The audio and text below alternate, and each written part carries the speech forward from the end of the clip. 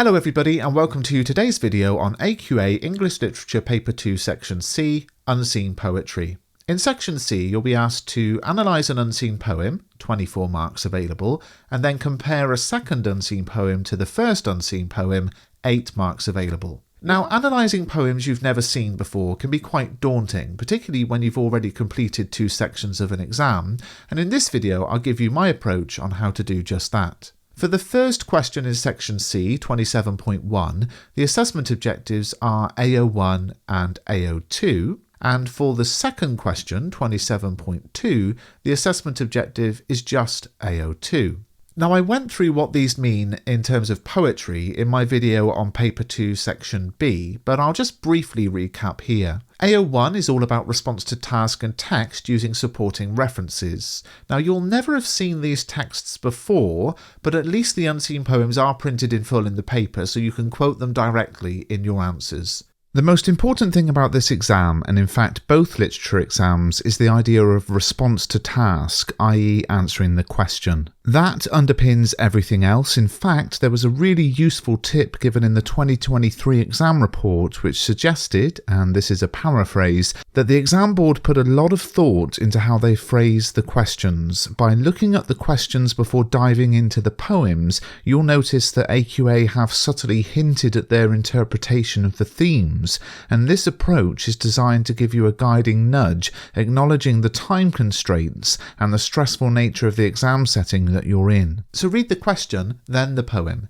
It's a bit like your anthology poetry. If you're studying power and conflict, then you know what to focus on when you read the poems. The themes of power and conflict. Your focus is narrowed in on the relevant areas. And it's the same with the unseen poems. The wording of the question will show you what theme to focus on when you read the poem.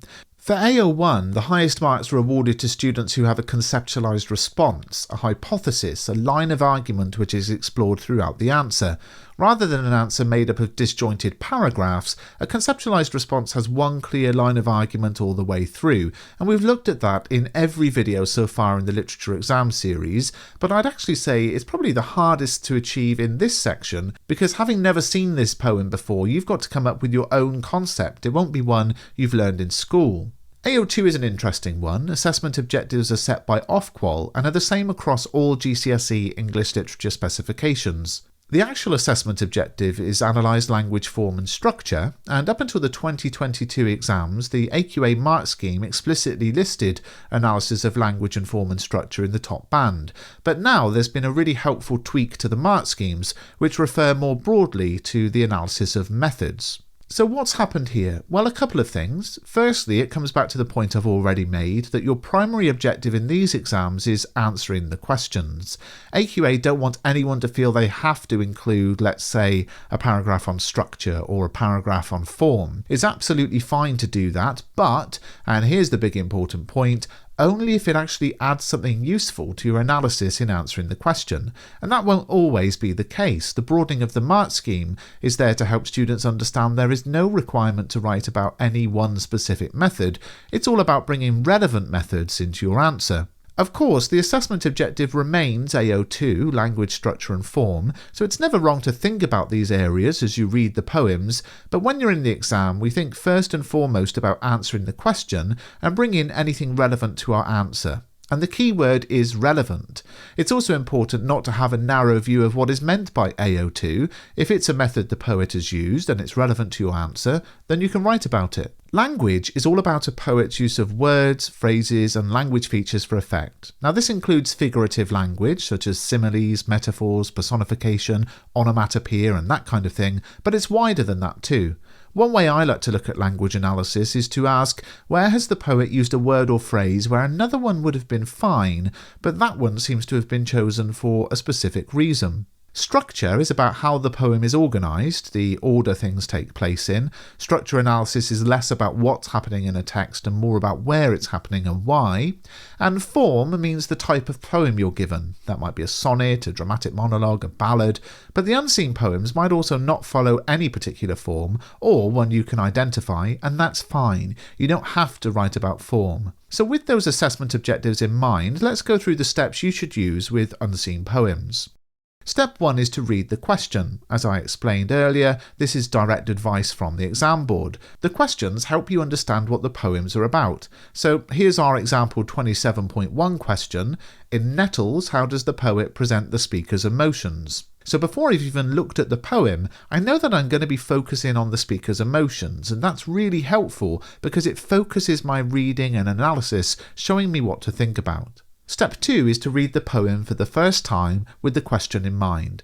Poetry can be tricky, so it's worth reading the poem just to work out what's going on a simple, literal level. Let's do that. Nettles. My son aged 3 fell in the nettle bed. Bed seems a curious name for those green spears. That regiment of spite behind the shed. It was no place for rest with sobs and tears. The boy came seeking comfort, and I saw white blisters beaded on his tender skin. We soothed him till his pain was not so raw, and last he offered us a watery grin. And then I took my hook and honed the blade, and went outside and slashed in fury with it, till not a nettle in that fierce parade stood upright any more. Next task I lit a funeral pyre to burn the fallen dead, but in 2 weeks the busy sun and rain had called up tall recruits behind the shed.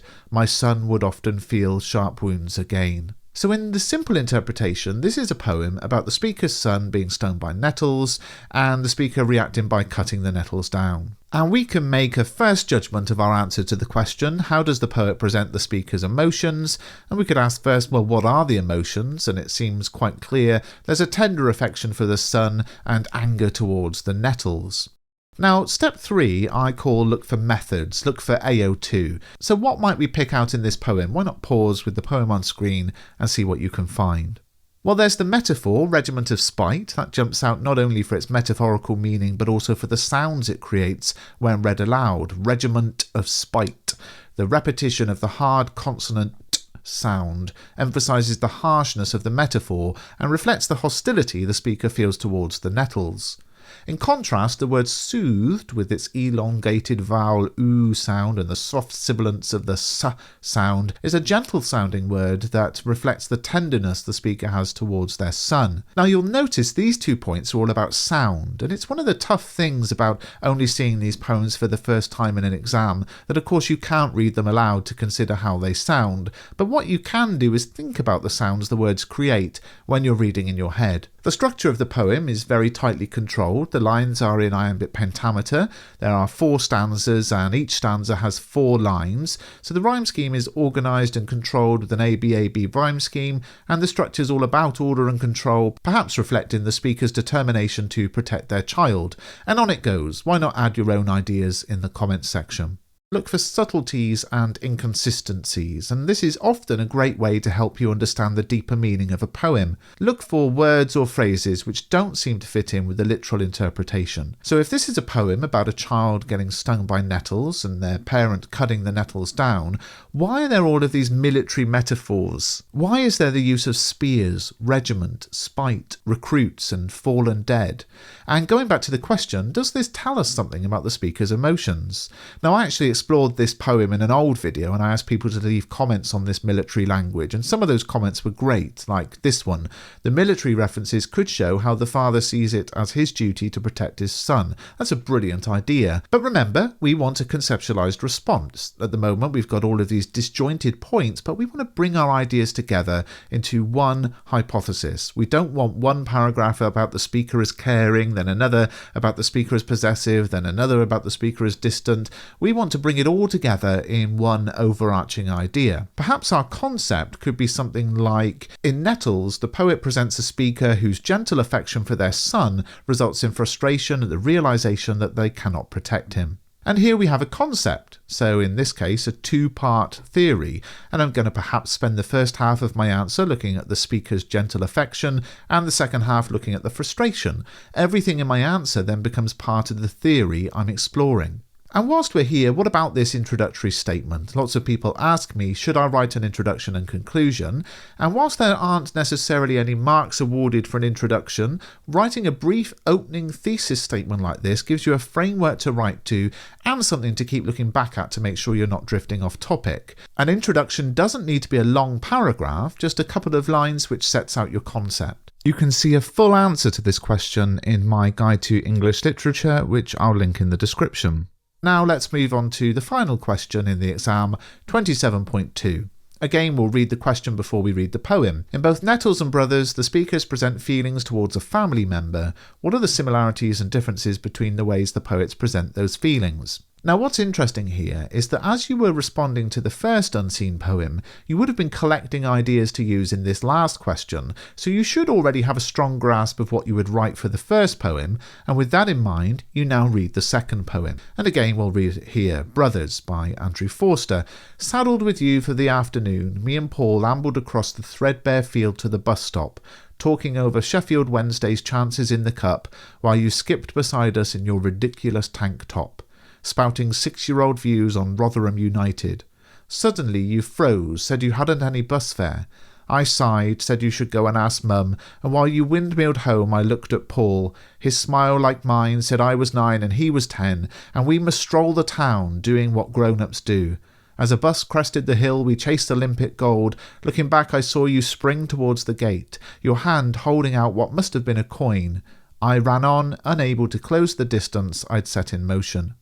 Okay, so on the simple literal level, we've got a childhood memory of the speaker abandoning their little brother who had to run back home for bus money, and there's another character, Paul, who's perhaps the speaker's friend. In terms of AO2, there's not much in the way of figurative language. We might pick out the significance of the metaphor saddled, which suggests the brother is a burden, weighing the speaker down. Threadbare might be a metaphor for the troubled relationship. Now, this is only an 8-mark question. We're only going to spend about 10 minutes on it, so in reality, our thoughts about saddled and threadbare might be enough to write about from this poem. And using the both, however, format to our answer, we might write about how both present frustration, but in Nettles, it's frustration at an inability to protect the family member, whereas in Brothers, it's a frustration directed towards the family member themselves. Now let's look at a sample answer to this final question. It's different to the one in my revision guide because in that guide, the second poem is a different one, so this is exclusive to this video. Both poets employ metaphors to present feelings towards family members. In Brothers, the speaker describes the threadbare field, and the reader senses that the field symbolises the sibling relationship, which is itself worn out and frayed. However, in Nettles, the extended military metaphor of parade and recruits suggests that unlike in Brothers, where the speaker is keen to be rid of the responsibility of caring for their family member, the speaker feels responsibility to look after the son to be akin with that of a soldier responsible for looking after a country. Both poets also employ structure to present feelings towards a family member. In Brothers, the poem begins with the speaker complaining that they were saddled with their little brother for the afternoon. The use of saddled suggests that the little brother was seen as a burden, a weight the speaker had to bear. The structural decision to begin the poem with this word heightens the impact of the frustration, as it is an immediate impression left upon the reader. Similarly, the opening word of Nettles is significant. The personal pronoun my in the phrase my son highlights the protective feelings the speaker has towards their child. Despite the fact that the poem mentions 2 parents, the speaker clearly feels it is their duty to protect the son, reinforced through the military metaphors, which are repeated throughout. And there we have it. If you found this video useful, please do subscribe to the channel and give it a thumbs up.